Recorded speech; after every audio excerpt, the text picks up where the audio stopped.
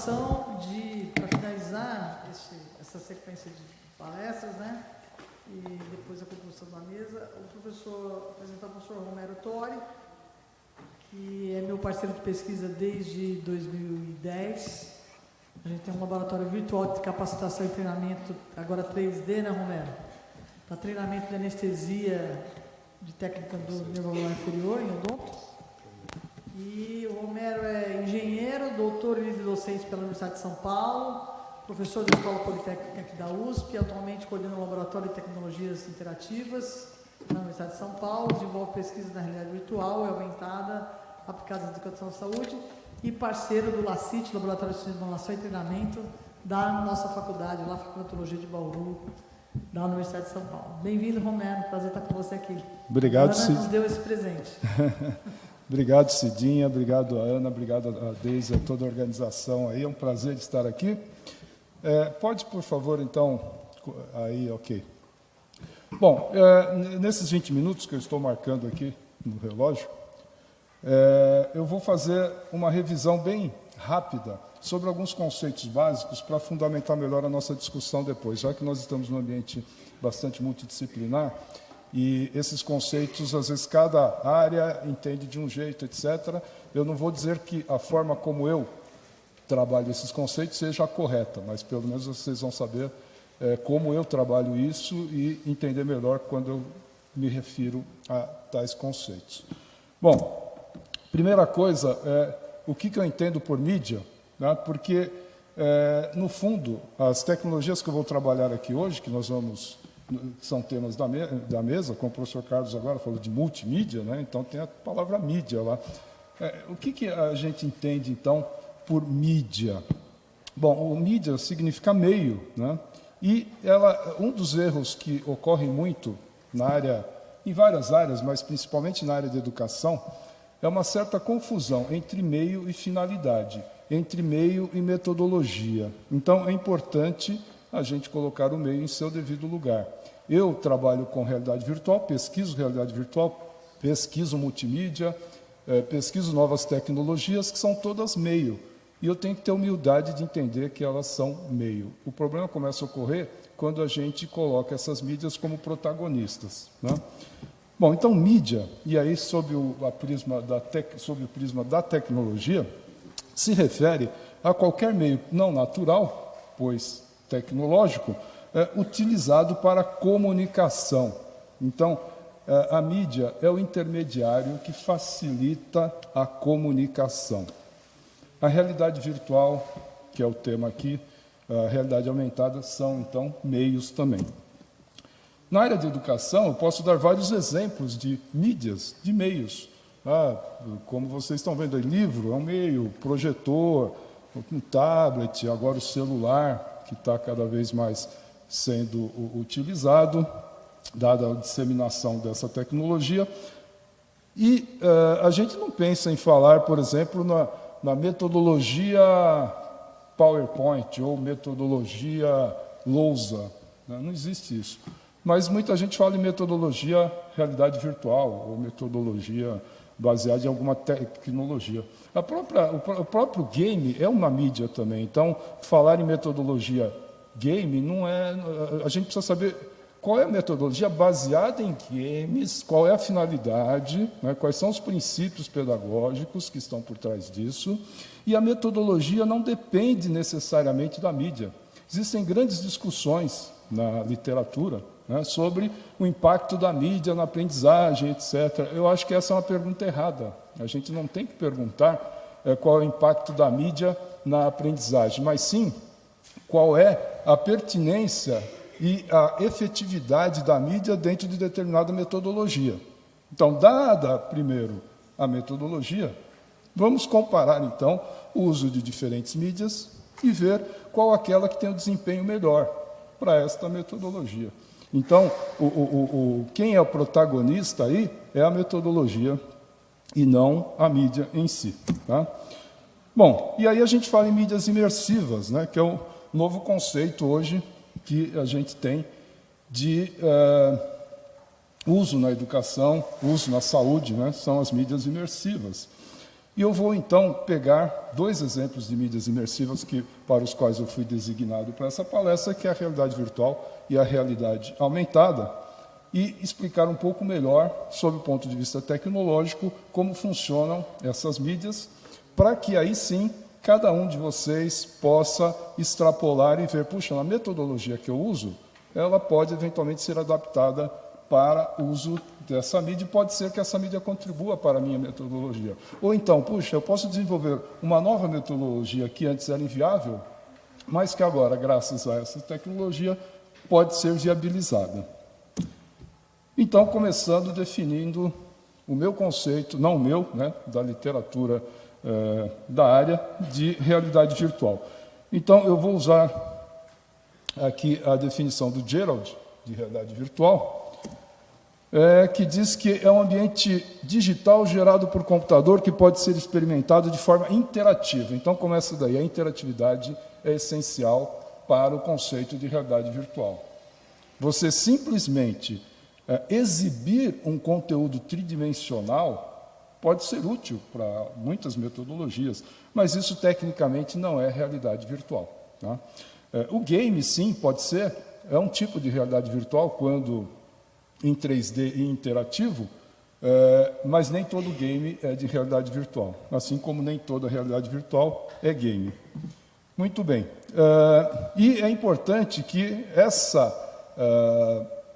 realidade sintética seja sentida pelo participante, pelo menos durante o momento da interação, como sendo algo real. Então, o nome realidade virtual não é um termo oxímoro, né, que a gente diz, um termo que seria contraditório em si mesmo, tá? Com 2 termos contraditórios, realidade e virtualidade. Não, é possível você ter uma realidade que seja virtual, porque durante a interação com aquele ambiente virtual, você está numa outra realidade.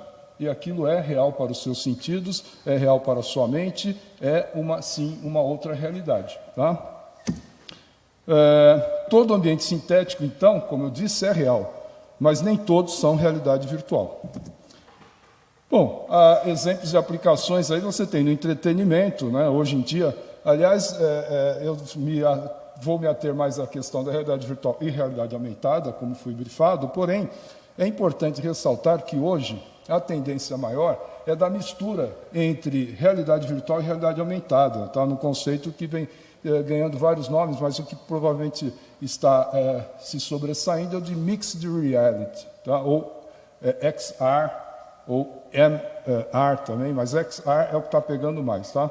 O que também alguns chamam de Extended Reality, mas eu prefiro o conceito de Mixed Reality. Tá?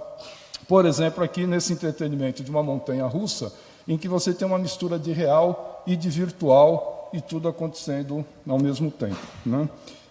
Aqui é uma experiência que eu esperei 7 horas, mas não me arrependi de participar, né, do mundo do Avatar na Disneylândia, em que você tem uma experiência de Mixed Reality também. Você está no dorso de um pássaro, desse pássaro voador aí, e você sente, inclusive, o movimento da respiração e o calor, né, do corpo do animal. Você sente cheiro, você sente vento, você está imerso no mundo que é uma outra realidade, mas durante aquele momento da experiência, é uma experiência realmente de realidade virtual. E aproveito para comentar que o conceito de realidade virtual e o conceito de realidade aumentada não se restringe, obviamente, apenas à questão visual e auditiva, como também o professor Carlos já apresentou.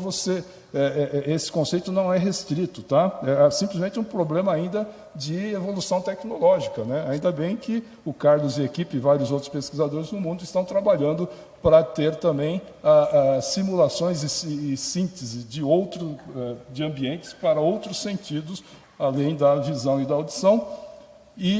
Mas esse conceito de realidade virtual e de realidade aumentada abrange também todos os sentidos.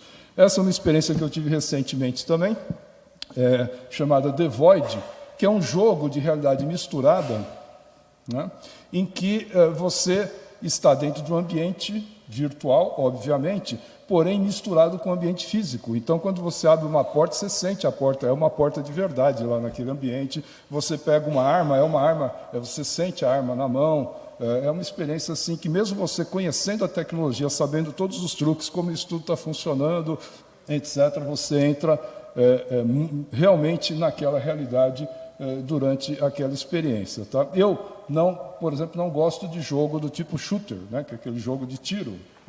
Eu me atrapalho com os controles. Apesar de eu pesquisar e trabalhar com games, eu não sou tão bom jogador com esse tipo de jogo. Mas, pela primeira vez, eu entrei num jogo de shooter e curti esse jogo, porque é natural, a interface é natural. Chegou um momento que tinha uma arma no mundo virtual, a gente não sabia se ela existia mesmo, mas na hora que você estende a mão, você sente a arma, você pega, e aí intuitivamente você começa a interagir com os outros personagens, e sem precisar ter um treinamento ou desenvolver habilidades de controles diferenciados. E aqui é um outro exemplo também de um voo com realidade virtual. Então, isso tudo falando em entretenimento. Está na indústria também, na indústria aeronáutica. Aqui é um simulador que tem aqui na Escola Politécnica, poucas pessoas sabem, tá? Mas são vários simuladores, são salas, tá? Em que você simula estar num barco, num navio, num guindaste, com todo o realismo, tá? Inclusive comandantes, marinheiros, operadores de guindaste, etc., são treinados aqui na Escola Politécnica nesse tipo de simulador. Né? Bom, são várias as possibilidades aí de uso da realidade virtual na indústria. Está na área de saúde, obviamente, né, que é um exemplo de um simulador para você fazer cirurgia, da MedRoom. Você, aqui com realidade aumentada, você poder, entre mais que uma pessoa, visualizar exames em 3D, interagir com eles, simuladores para vários tipos aí de treinamentos, tá, na área de saúde. Então, não apenas no treinamento, mas também no atendimento. Muito bem. Na educação, aqui é um exemplo de uma startup aqui da USP também, de um laboratório de ciências, em que o aluno ele tem um crime para resolver e ele tem que analisar as pistas, etc., interagindo com esse laboratório. Aqui é um exemplo na área de enfermagem, também que a gente está simulando a retirada de sangue lá no laboratório de Interlab, junto com a Faculdade de Ribeirão Preto. Aqui o projeto que a professora Maria Aparecida citou, que nós somos parceiros já há bastante tempo, agora com o financiamento FAPESP que está se encerrando, já temos resultados bastante interessantes e a gente pretende, a partir do ano que vem, disponibilizar para os interessados em usar esse software. Ele tem o sentido áptico, que é o sentido de força, de você aplicar, no caso aqui, a anestesia do nervo alveolar inferior, que é uma das especialidades aqui da professora Cidinha. Ela nos deu todo o suporte aí, inclusive é ela que dá as explicações dentro desse ambiente de como tem que ser feito o procedimento. Tá? E esse procedimento ele pode ser gravado, mas não gravado na forma de um vídeo, ele é gravado na forma de uma realidade virtual, de tal maneira que, ao assistir novamente esse procedimento, é como se você estivesse dentro do consultório no momento daquele procedimento, podendo mudar a sua posição, seu ponto de vista, se aproximar, se afastar, olhar por outro ângulo. Isso pode ser feito tanto pelo aluno como pelo professor. Então, ele pode rever como é que ele fez o procedimento, de uma forma imersiva.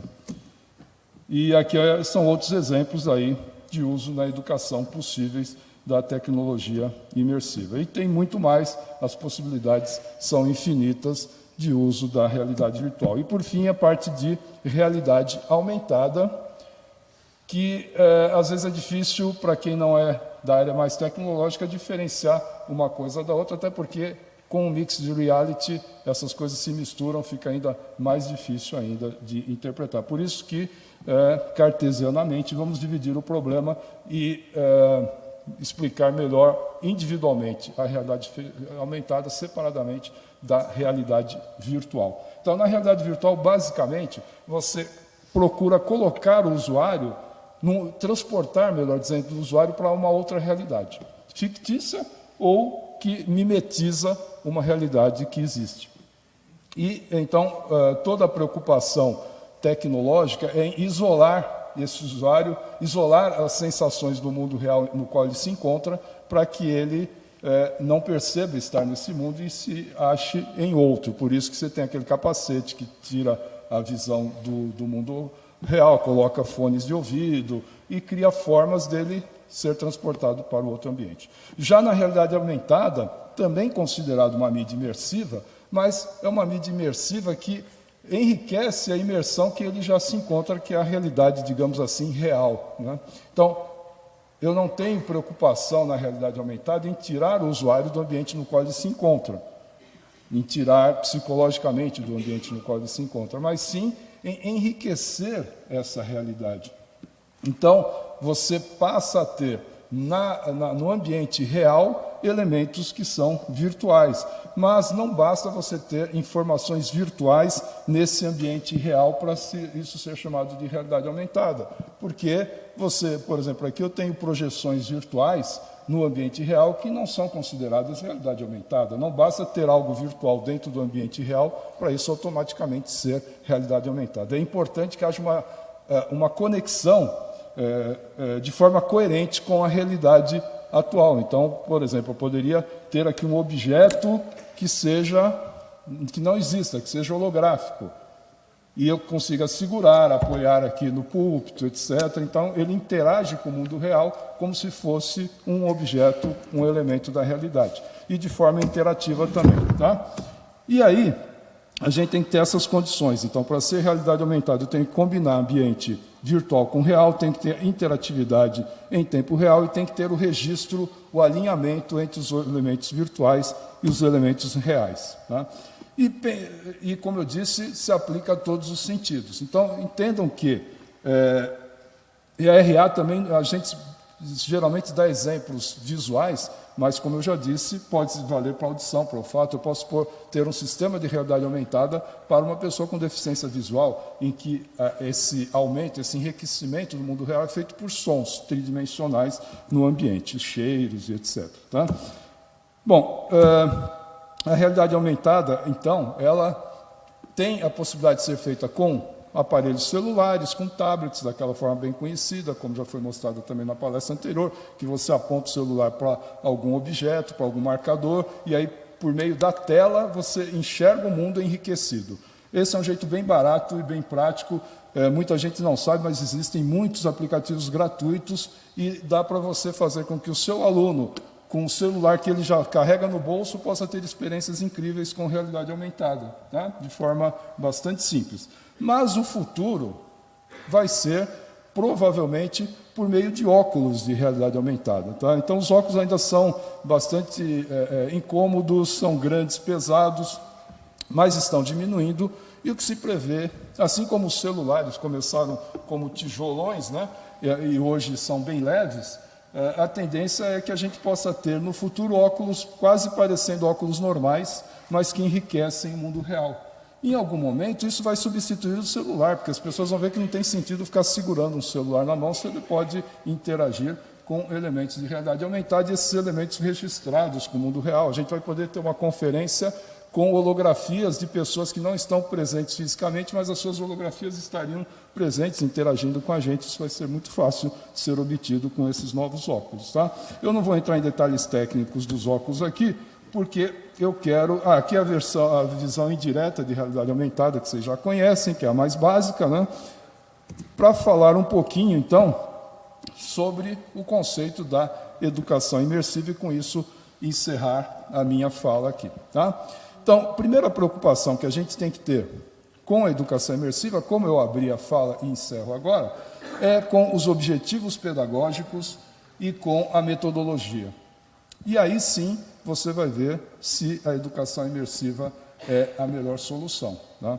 Um risco que a gente não pode correr e que é muito tentador é o risco de fazer alguma aplicação pedagógica em que a mídia, a curiosidade, a novidade da mídia seja o melhor fator, seja o fator atrativo do engajamento do aluno. Tá? Isso é muito perigoso, porque a curiosidade passa muito rapidamente. Ainda mais hoje, que os jovens já, tudo para eles é normal, já, a gente se fica mais, digamos assim, nós mais velhos, ficamos mais admirados com as coisas tecnológicas do que os jovens. Né? Para eles tudo em geral, eles têm uma posição bem blasé com relação a essas novidades tecnológicas. Então, a gente não pode se ater à questão da curiosidade, à questão apenas do conteúdo, mas sim da efetividade do uso daquela metodologia imersiva. E fazendo um paralelo, eu gostaria de lembrar que o conceito de educação imersiva não é atrelado necessariamente à realidade virtual e à realidade aumentada.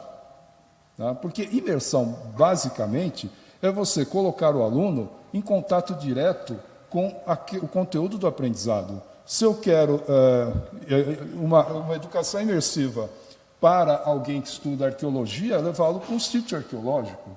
Né? Uma educação imersiva para quem estuda artes, é levá-lo para o Louvre. Isso é uma educação imersiva. A realidade virtual, então, o diferencial dela é basicamente a viabilidade.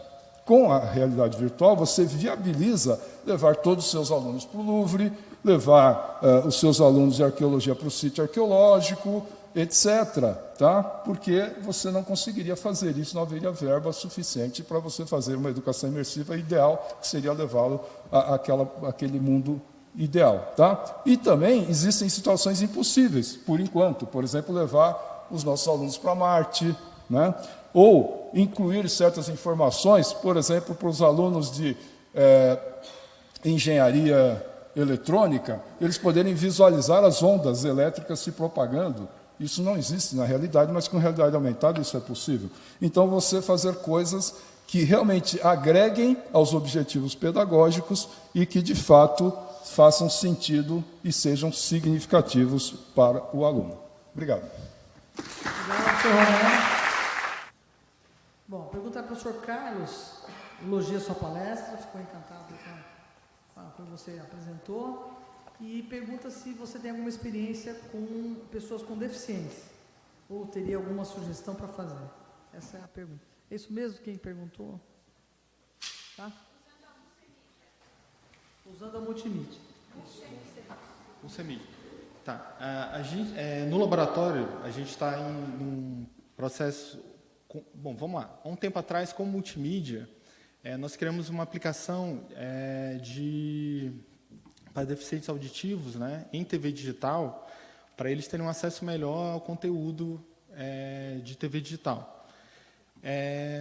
Especificamente o multimídia é uma frente interessante de trabalhar, porque os sentidos, né, de uma pessoa com deficiência, deficiência com visão, né, sem visão, por exemplo, eles são melhores, os outros sentidos acabam se adaptando melhor. E tem alguns trabalhos, sim, com experimentos nesse sentido. O desafio aí é como sincronizar, né, esse conteúdo, gerar uma experiência. Por exemplo, a questão do cheiro, né, você precisa preparar o dispositivo de cheiro um pouco tempo antes do que aquilo vai acontecer. Imagina, por exemplo, que você está fazendo a leitura de um livro infantil e vai chegar um trecho que você vai ler sobre a floresta, né? Então, um pouco tempo antes, você tem que começar com aquele cheiro ali para se espalhar. O tempo de propagação não é imediato, como, por exemplo, modificar a iluminação do lugar e por aí vai. Então, tem uns desafios nesse sentido. Eu acho que é bem promissor, um trabalho nessa linha. No momento, a gente está numa transição no laboratório para montar test beds diversos, diferentes, para explorar a multimídia em vários contextos diferentes. Mas a gente não fez experimento direto nesse sentido, pessoas deficientes. Acho que é bem promissor. Okay? Eu vou fazer, talvez para todos vocês, até para a Emília pode ajudar também. Um desafio que nós temos grande aqui é sustentabilidade. Quer dizer, arrumar dinheiro para fazer tudo isso não é barato. O mercado compete muito com os nossos designers. Tem designers da FOB aqui, que me ajudaram muito lá nesse processo. E como é que vocês conseguem manter uma equipe dessa com recurso público? Ou não mantém? Como é que é? A resposta Em épocas que, né, mudaram as diretrizes governamentais, quer dizer, essa dependência, o que me preocupa, a gente está conversando com o Romero, já temos que dar um jeito de dar continuidade ao nosso trabalho. Mas não é fácil, porque às vezes também você pede para uma FAPESP, ela não entende, por exemplo, eu, dentista, estou pedindo um braço áptico, para fazer o quê? Aí o cara, não tem nada a ver com a sua linha de pesquisa, você está fazendo aqui. Quer dizer, como é que vocês trabalham isso? A gente teve agora um desmonte da nossa equipe, né? Os nossos programadores, por exemplo, dos jogos, a gente desfez toda a equipe, saiu todo mundo, porque realmente a gente está com problema de captação de recurso. O que a gente tem feito, porque essa equipe toda trabalhou nos nossos projetos dos cursos de especialização. A gente está agora em negociação com o governo do estado, por exemplo, para um novo curso, e a questão é mostrar a importância da gente ter esses profissionais, né? Porque senão o curso, a contratação é só quem vai ser o autor do conteúdo e uma equipe mínima de TI para manter o curso. Então, o exercício é mostrar os resultados que a gente tem com recursos mais avançados e como que a gente tem um ganho de aprendizado com isso, né? Mas realmente a gente fez todo esse trabalho dentro de projetos grandes, com um grande número de alunos, e o desafio agora é a gente, com os novos projetos, mostrar a importância desse custo dentro do desenvolvimento do curso. O Unasus continua com recurso? Como que está, Emília?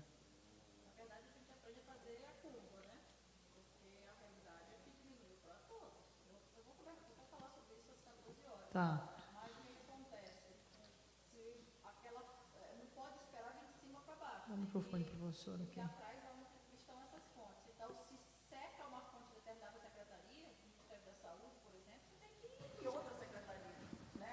Sempre procurando dentro de projetos que sejam de vanguarda para o Ministério, dentro daquilo que o Ministério está precisando. E aí, por meio de otimização de recursos, você oferta o curso e também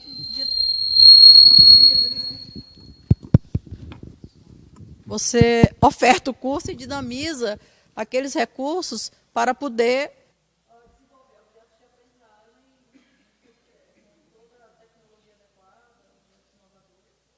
Eu acho que é importante mostrar também nos projetos que todos esses objetos, todo esse material fica para livre uso, né? Fica no acervo. Então, não é uma coisa que a gente está tendo um custo que vai ser perdido. Não, né? Esses recursos todos vão ficar lá. A gente está com um único curso que finaliza agora em fevereiro e a gente está na expectativa de entrar num novo projeto, mas, no momento, a gente está na finalização do nosso projeto. Acho que a ansiedade de todos nós nessa... Que é fantástico, as cidades virtuais que você mostrou aí, já pensei em um monte de coisa, na área odontológica mesmo, trabalhar, a gente vai empreender, hoje eu estou, a partir de janeiro eu sou presidente da Associação Brasileira de Odontopediatria, e a nossa meta para 2020 é colocar o odontopediatra na saúde da família, para fazer atenção primária materno-infantil, gestante e bebê. Então, isso seria fantástico, uma capacitação para quem está lá em Rondônia, com a sua cidade virtual, seria muito legal. Uma pergunta para o professor Romero Tori. Como criar e onde buscar conteúdo na área de saúde, como microbiologia, por exemplo, ou genética, para a realidade aumentada? Pode-se conseguir alguma parceria?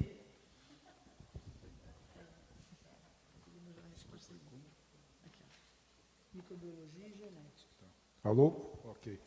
Bom, realmente a interdisciplinaridade é cada vez mais importante e quanto mais a gente pesquisa a biologia, a microbiologia, a genética, a gente encontra muitos conceitos lá que a computação já trabalhava também. E o contrário, a computação também aprende com o que a natureza já criou. Então, o exemplo que a professora Carla Tiepo deu na palestra dela é bem interessante. Os cientistas da computação observaram a estrutura neuronal. A estrutura neuronal ela é bem simples de entender quando olhada individualmente. Ela tem as sinapses e tem uma rede lá. Mas é meio assim, mágico, como que essas sinapses conversando entre si geram uma mente, ou geram um conhecimento, ou conseguem identificar padrões. Isso até hoje não é muito claro como isso acontece. Mas aí os cientistas da computação começaram a simular essas redes neurais e viram que você estimulando essas redes neurais com estímulos positivos e negativos, aí está certo, não está errado, e quanto mais você estimula, mais essas redes vão aprendendo e vão criando um conhecimento, uma aprendizagem de máquina, e conseguem com isso resolver problemas sofisticadíssimos que o ser humano não conseguiria, que um programador, um analista não conseguiria bolar um algoritmo para resolver aquelas coisas. Por isso que os sistemas de tradução online estão ficando cada vez mais perfeitos, e uma série de outras questões estão sendo resolvidas dessa forma mágica. Mas foi observando a natureza que a ciência da computação conseguiu desenvolver isso. E agora é interessante que a Carla Tiepo traz uma coisa que, para mim, é bem interessante, que a neurociência está usando esses conhecimentos desenvolvidos na área de computação, empiricamente, para aplicar no estudo da neurociência. Então, realmente tem tudo a ver. A gente tem que integrar esses conhecimentos, porque, assim como a computação pode dar ferramentas para o estudo, mais estudos genéticos, etc., os cientistas da computação vão poder aprender muito também com a engenharia, com a genética, com a microbiologia, porque a nossa máquina ela é sofisticadíssima e tem muita coisa lá dentro que a gente não conhece e que a gente pode aprender muito com isso. Para a professora Alessandra, houve uma avaliação da melhora do aprendizado após a implantação das cidades virtuais como montou metodologia lá de ensino? Não, a gente não teve uma comparação porque a gente usou as cidades desde o início, né? A gente já começou com as cidades, então a gente não tem comparação. Mas o dado que a gente tem as avaliações dos módulos e tudo, que tem ótimas avaliações, mas a gente tem um dado importante que é a evasão. Nas primeiras turmas, que eram turmas de adesão dos profissionais, porque depois a gente passou a ofertar para mais médicos e para o Provab, e era obrigatória a participação, mas nas primeiras turmas, que era por livre adesão, a gente teve uma taxa de evasão em 20%. Para um curso de 1 ano e meio em AD, é uma taxa de evasão super baixa. Então, a gente tem esse dado como um dado extremamente positivo. Bom, vou fazer a última aqui, e depois tem uma pergunta do professor Romero Tori, e tem uma para todos os professores que eu peço para procurarem eles aqui, para não atrasar o próximo. Né? Deixa eu só... uma das perguntas é: qual a acessibilidade dos docentes às mídias usando didaticamente? Quem são... se eu quiser usar a sua cidade virtual, como que eu faço? É isso, né? Se quiser usar as cidades, tem todo o material no nosso site, está aberto, é só usar. Os professores que usam em sala de aula, eles abrem o link e usam com os alunos, e os materiais mais específicos que se passam nas cidades no repositório do ARES, do UNASUS. Em relação aos trabalhos do laboratório, eles são todos software livre, todos abertos, então tem acesso restrito a todos eles. Só entrar em contato, a gente pode instruir melhor onde conseguir. Especificamente o simulador Vidodonto que nós comentamos estará disponível também a partir do ano que vem para download, para quem quiser utilizar. E também uma coisa importante, que é um dataset, um conjunto de dados de vários experimentos que a gente realizou, que são difíceis, complexos, caros, né? Porque envolve não só todo o procedimento de comitê de ética, mas você regimentar alunos, estudantes, professores, etc., fazer toda aquela coisa de uma forma bem controlada. É um evento complexo, né? Só que os dados que já foram usados para tese de doutorado, etc., eles podem ser explorados de inúmeras formas. Então, ele não se esgota só aquela análise que a doutoranda fez, que inclusive que a Ellen, né, acabou de defender essa semana. E foi para Paris e conseguiu um emprego em Paris, né? Exato, já para trabalhar com realidade virtual mesmo, que ela desenvolveu aqui, ela vai aplicar na Universidade de Paris.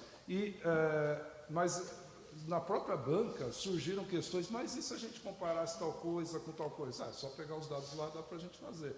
E se analisasse isso aqui também dá. A gente tem dados lá riquíssimos e agora a gente vai enriquecê-los ainda mais com um experimento que nós faremos na semana que vem, na sexta e no sábado, 13 e 14, estão todos convidados. A gente vai divulgar depois o link para quem quiser participar do experimento, que vai ser feito aqui no Inova USP. A gente vai coletar também dados de movimento dos olhos, né, o eye tracking. Enquanto o aluno está fazendo treinamento, nós teremos uma trilha, além da trilha do vídeo, da gravação, de tudo que ele fez, dos dados da trajetória que ele executou, vai haver os dados dos movimentos dos olhos, que é uma pesquisa bastante nova, e usando redes neurais, possivelmente, a gente vai poder verificar, puxa, os alunos que mais acertaram estavam ou mais atentos, ou mais distraídos, ou com ansiedade, ou no seu... Pelos movimentos dos olhos você consegue identificar várias informações, né? E vamos também coletar batimento cardíaco, tá? Cada vez mais a gente vai tentar obter dados fisiológicos que são mais objetivos do que apenas questionários, que é o tradicional. E esses dados depois estarão também disponíveis para pesquisa. Então, não só a ferramenta em si, como os dados da pesquisa.